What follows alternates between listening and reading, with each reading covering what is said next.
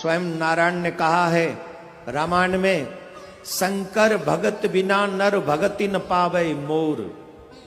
जब तक शंकर भगवान प्रसन्न न हो जाएं, व्यक्ति मेरी भक्ति को प्राप्त नहीं कर सकता। आप सभी को नमस्ते। आपने जो भी वीडियो देखी है, इसमें जो ये शख्स बोल रहा है, ये बोल रहा है कि बिना शंकर भगवान को प्रसन्न किए मैं किसी को प्राप्त नहीं होता। बोला गया है कि रामायण में स्वयं नारायण ने कहा है। वैसे ये जो चौपाई बोली गई है, ये तुलसीदास रामायण की है और ये तुलसीदास ने खुद की बुद्धि से लिखी गई है, कोई नारायण ने नहीं बोला है। पहली बात तो यह है। दूसरी बात यह है कि बिना भगवान शंकर को प्रसन्न किए मैं किसी को प्राप्त नहीं होता। ठीक है, इसका अर्थ क्या हुआ? इसका अर्थ तो यही हुआ कि नारायण के जो असिस्टेंट हैं, नारायण के जो पीए हैं, जो एक जैसे प्रधानमंत्री होता है, एक उप प्रधानमंत्री होता है, राष्ट्रपति या फिर उपराष्ट्रपति, ऐसे ही जो शंकर भगवान है, इसका अर्थ तो यही हुआ कि जो शंकर भगवान है वो नारायण के जो भगवान है, जिनको पुराणों में भगवान माना गया है, कि उनके वो क्या है, असिस्टेंट है, मतलब छोटे हैं। पर दूसरी तरफ देखते हैं कि अगर शिव पुराण के अनुसार जो सारी सृष्टि है वो भगवान शंकर ने बनाई है। जो भी ये रचना है सारी भगवान शंकर ने की है। तो बात कहीं भी मैच कर नहीं रही है।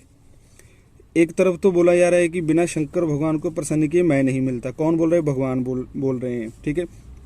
दूसरी तरफ क्या है कि जो शंकर भगवान जिनको प्रसन्न करने की बात की जा रही है कि अगर वो प्रसन्न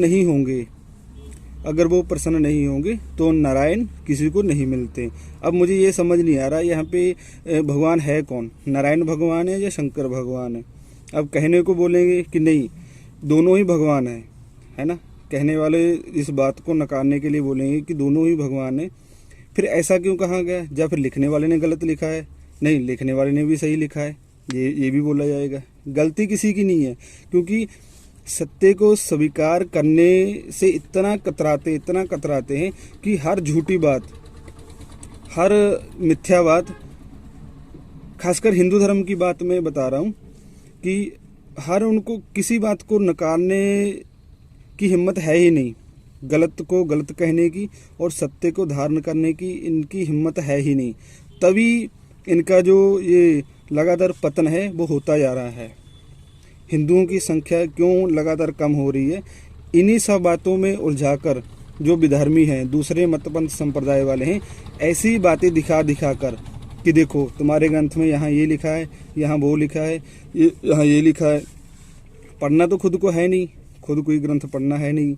इसी की ऐसी बातों को लेकर जो विधर्मी हैं वो लगातार हिंदुओं का पतन करने में लगे हुए हैं, पर हिंदू समझने वाले है नहीं। ठीक है, तो ऐसे जो गुरु घंटाल हैं, जो उल्टी सीधी बातें आप लोगों को पढ़ाते हैं, इनसे बचिए।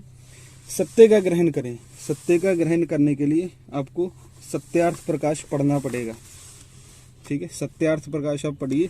अगर आप सत्यार्थ प्रकाश को पढ़ेंगे तो आपको बहुत सारी चीज़ें, आपके मन में जो सवाल उलझे हुए हैं उनका आपको जवाब मिलेगा। बहुत आसानी से, बहुत ही अच्छे तरीके से आप सारी चीज़ों को समझ पाएंगे, सत्य को स्वीकार कर पाएंगे। ठीक है, आशा है जो बात मैं आपको समझाना चाह रहा हूँ आपको समझ आ गई होगी। ठीक है, सही ईश्वर है, जो सच्चा ईश्वर है, उसकी तरफ चलिए।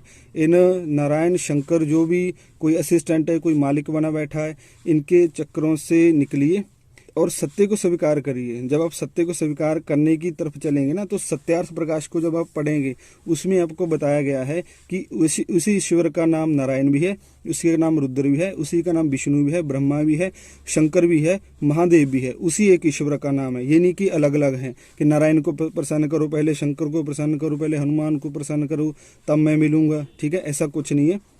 तो आप सत्य को स्वीकार करें, सत्यार्थ प्रकाश अवश्य पढ़ें। मिलते हैं और एक ऐसी वीडियो के साथ। तब तक के लिए आप सभी को सादर नमस्ते।